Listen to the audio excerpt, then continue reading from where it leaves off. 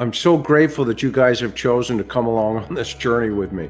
We're going to have an absolute great time together. What's cooking? Oh my gosh, there's lots and lots. Yeah. You have been doing so many amazing things for little Summer behind the scenes. Not only going out on your own, searching for her in areas that you thought she may have been in with your husband. Okay. Dawn Wells' sister, Mary, has looked for Summer's honorary marker in Utah twice. The honorary marker, or prayer rock, was placed in the Ogden Canyon by Dawn and Candace on their way home from the Dr. Phil show. All that was done, 4 months ago? Yeah, about 4 or 5 months ago, yeah. Okay. So this is the power of, resources to bring to the table to help in a good way. And we were able to meet you out there, not me personally, but a couple of the team members, and they were able to do some things.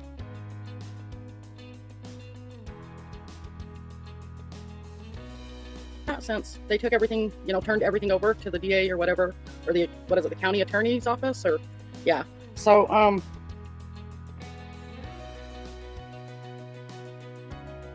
said that it's still active and to call her back in like a week or two, and she should have. And they also gave you, some victim advocate numbers, correct? Some folks to reach out to. Yeah. No, not yet. She said that they're going to be getting in touch with all three of us. Awesome. So, Awesome. Yeah. Okay, that is that's what they do, right? Yes, that is a solid sign.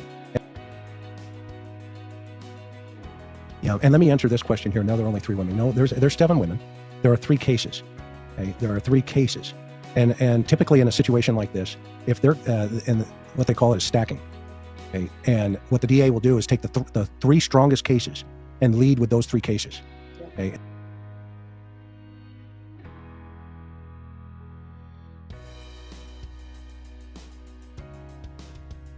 Okay, and the reason for that is, right, am I on target from what they told you? Yeah. Yep. I see you're shaking your head. Yes. Okay. Yep. Yeah. I mean, because that's the way it would go. There are 7 victims, but 3 of those victim cases are really strong beyond a reasonable doubt. Okay. And so those are the 3 cases they would want to present before a jury.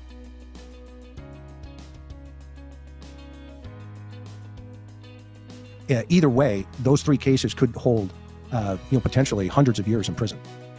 And, depends on the severity of them. So rather than taking 7 victims and putting them on the stand, they'll work with the 3 and they'll get the same result. So Mary, I am so proud of you how you have plowed through this, and you have stayed the course. I mean, since I first talked to you over whatever they're about, okay? Not details, but from the ages of 5 to 12 for over 7 years. And that child was 5 when it started. You've Dawn Wells Jr. is an RSO, and it seems out of Utah, and it now seems as though his father, Don Sr., may be joining at some point as well. Candace obviously has crimes against minors. She's been in trouble for that, and my whole thing with Candace is she's got to know more than she does in both cases, when it comes to Rose and when it comes to Summer. That's my deal.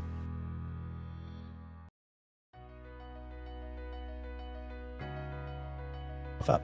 Okay. Yeah. Now, Mary, you have a little insight in Donnie Jr. at the upper left-hand corner. I like to get an O on the upper left-hand. I like to select the upper left-hand corner for Donnie Jr. for 100. Tell us about him from what you know. Well, I kind of feel sorry for him because of the way he was raised. I watched Donnie and his ex-wife, raise him and their daughter Margie, and it was terrible. Okay, living conditions. They always had lice. They had scabies. They always had roaches. The kids weren't never taken care of. I'm really surprised that he and his sister even made it through that. You know what I mean? And at first he was getting in trouble there. Went to prison, doing drugs, following his dad's footsteps. He had went to a place called Mowita, and it was in Roy, Utah, and he was 13, 14 years old, maybe. Yeah. Yep. And he was constantly in and out of Mowita until he hit 18, and then he went to prison. And so how old was the younger one? I'm sorry, Jess, I talked over you. It's all right.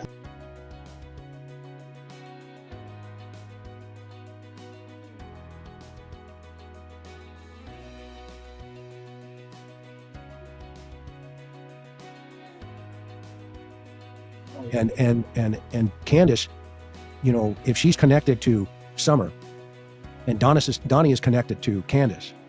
That means Donnie's also connected to all these other cast of players that could have exposure to that little girl.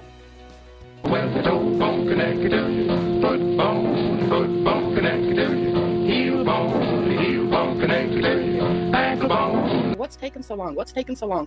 You know, they have to go back 40 plus years. They've got to go through pages and pages and pages of stuff that they've got to, you know, type up and go through.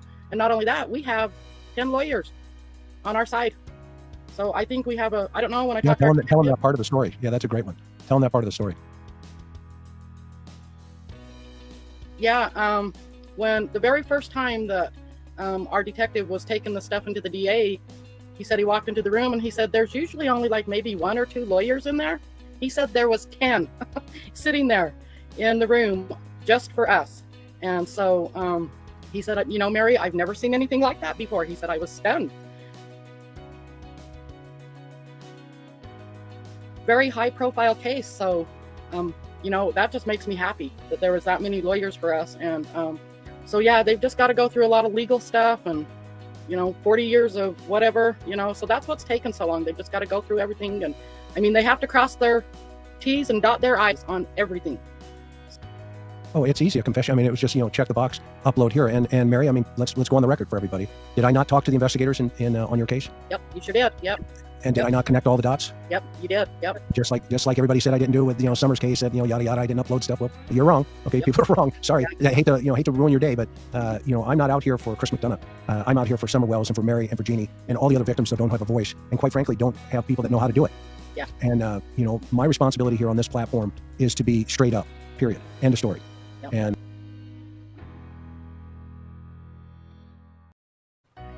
so you've got something else up your sleeve, my understanding. I do. So we're going to do a stuffed burger for you, Chris. So I put up a poll. Yeah, a stuffed burger. So I put up a poll to see if anybody had any good names that we could name it. And the best one that everybody came up with was the stuffed McFluff burger. So, The stuffed McFluff? yeah. Yeah. The stuffed McFluff burger from Miss Mary over at Mary Hartman's Dinner and Drinks. No. That's okay. Right. I can't wait to see what's going to go on with this. This is fantastic news, and thank you for breaking it tonight on this channel. This, This is fabulous. The stuffed McFluff. Here.